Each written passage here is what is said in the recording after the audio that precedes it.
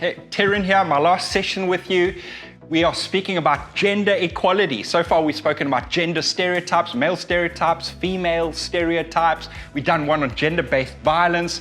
Finally, we speak about gender equality. Gender inequality, where men get better treatment than women, has been the norm for most of human history. It's so exciting to be at a time where more families, more people, schools, companies, organizations, cultures, even countries are becoming more gender equal. And the social scientists who study this say that this improves everyone's lives. Children that grow up in a family where they've got gender equal parents tend to be the happiest, most whole children.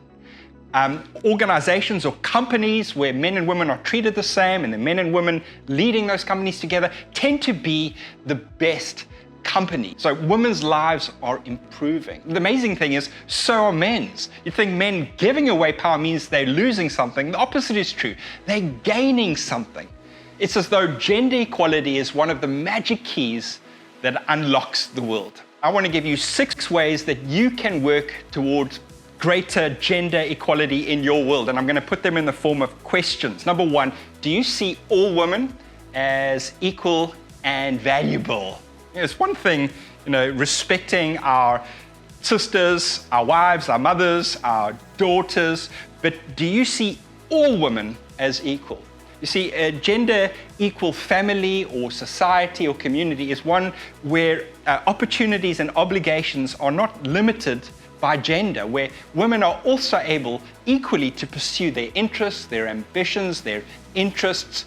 But for that to happen, each of us has to see all women as equal and equally valuable. Number 2, are you an ally to women? Are you an ally to women? So if power and opportunities often comes more easily to men than to women, it's the job of those who have power to lift up the experiences of women. And one way that you can be an ally to women is to really hear the experiences of women and to listen with empathy and to pass your metaphoric mic to those who maybe have been silenced, marginalized. Hey, it's one thing you sharing your experiences as a man, noticing sexism at play, even better to let women tell their stories. You be their access point.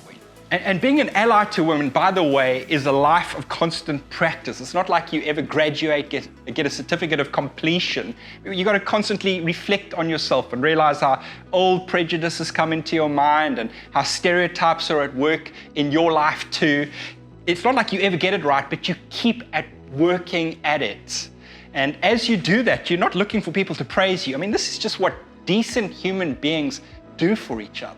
Number 3, if you plan on having kids one day, do you plan on partnering with your spouse?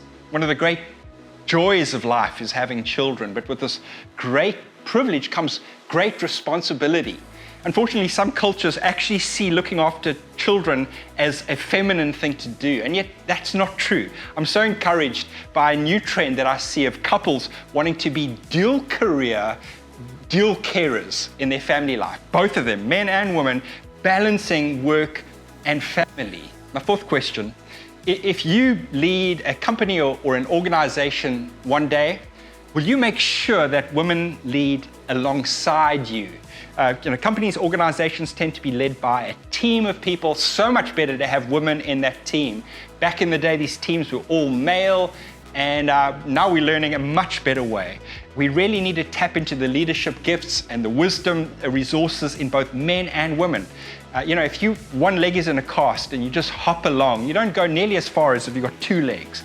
And as men and women team together, you just make greater strides. There's huge evidence that teams that have men and women in them just make better decisions. One study showed that if it's an all-male team, they only make good decisions like 58% of the time, but when there's women in that team, that rate jumps to 73%. The companies that are performing best in the world have men and women leading them alongside each other. Number 5, do you speak well of women?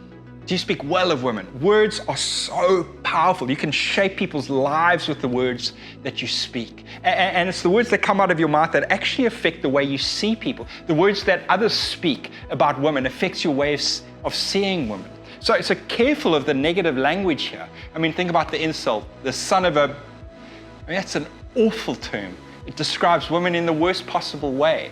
And even softer language, like, hey man, don't fight like a girl, don't run like a girl, you're such a girl. What does that say about our low opinion of girls to start? I mean, if our words are so powerful, let's speak well of women. If I can be honest, in my own journey, one of the great growing adventures of my life is learning how to see my wife as my true equal. And my daughter, I've got one daughter, 4 sons, how to see her as equal with her brothers. You know, men that diminish women only diminish themselves. I found that when you lift up women, you get lifted up too.